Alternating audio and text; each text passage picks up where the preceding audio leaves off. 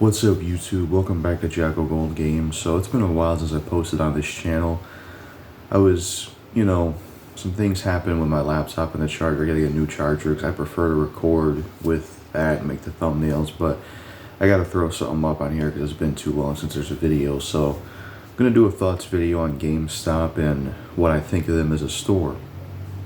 Now, GameStop is something that I'll say I'm 50-50 on.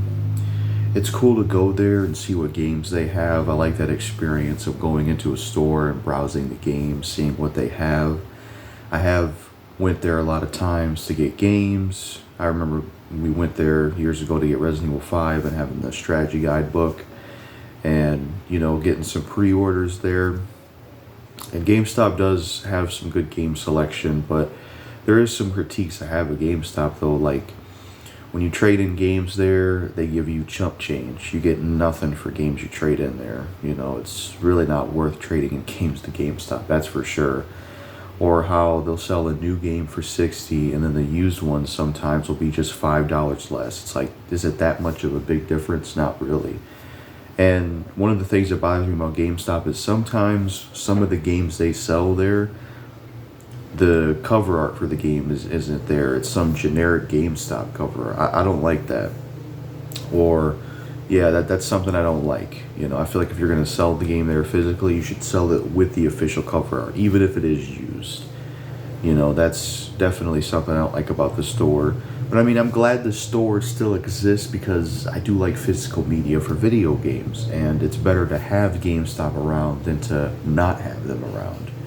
I have heard some controversy though about people that have worked there, like Silent Rob. He talked about his stories of working at GameStop and how it was working there and kind of how crappy it can be for some people that work there, which really does suck. GameStop's kind of seems just like a 50-50 store, to be honest, but the experience of going in there and seeing what games they have and shopping for games and seeing what they have and browsing, it's pretty cool. It's cool. Pre-order stuff and things like that.